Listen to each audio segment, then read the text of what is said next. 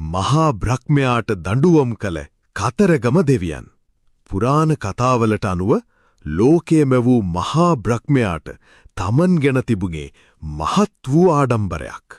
දිනක් ඔහු දිව්‍ය ලෝකයේ ගමන් කරද්දී කුඩා කතරගම කුමරුන්ව මුණ ගැසුණා. බ්‍රහ්මයාගේ මේ අහංකාරකම දුටු කතරගම දෙවියන්ට කෝපයක් ඇති වුණා. මහා බ්‍රහ්මය, ඔබ කොහි යනවද? මම තමයි මේ මුළු ලෝකයම මැව්වේ. මමයි මහා බ්‍රහ්මයා.